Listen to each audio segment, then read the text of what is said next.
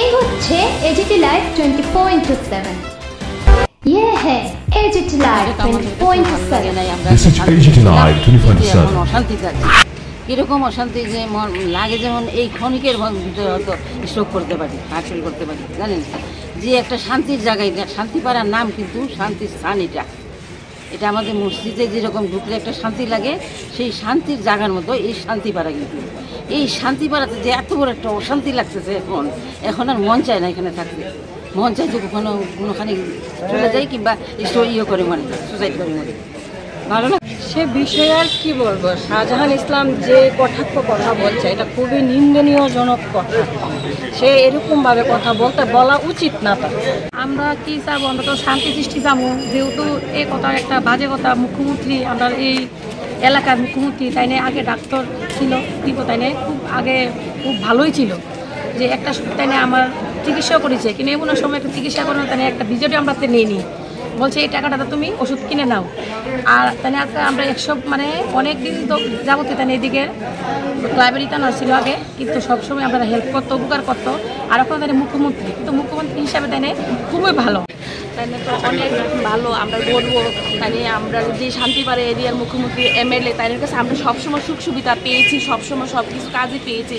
অনেক একটা যে কোনো শাহজাহান ইসলাম যে একটা ঘটনা যেটা করছে সেটা তো নিন্দাজনক। কিন্তু আমার বক্তব্য হইল যে শাহজাহান আমাদের মুখ্যমন্ত্রী, আমার ঘরের লোক, আমাদের দাদা, আমাদেরকে অন্তরিক্ত ভালোবাসে আমাদেরকে। দাদা কোনোদিন এ কথা বলেনি তুমি হিন্দু আমি মুসলমান, আমাদেরকে জোরে থাকে সবসময় রাখে। আমাদের ক্লাবে দুর্গা পূজা হয়, আমাদেরকে ডাকে। কোনো একটা অকেশন বিয়া শাদী হইলে আমাদেরকে ডাকে। তাদের সঙ্গে আছে নাগার অধ্যক্ষ, তাই আমাদের ফ্যামিলির মাথা, আমাদের পরিবারের একজন গার্জিয়ান, আমাদের পরিবারের আমাদের বাপ।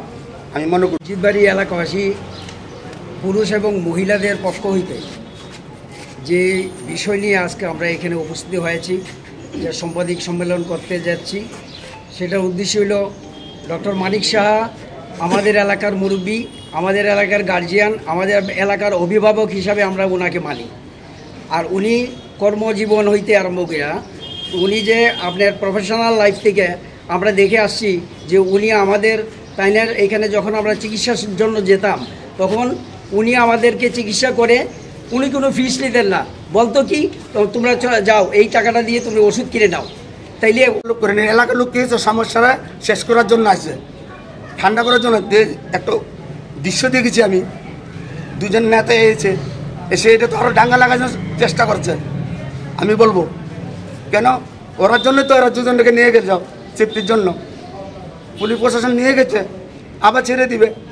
এটা আমাদের কাজ, এটা তো পার্টির ব্যাপারে নিয়ে নিই, ওরাকে ছাড়বে।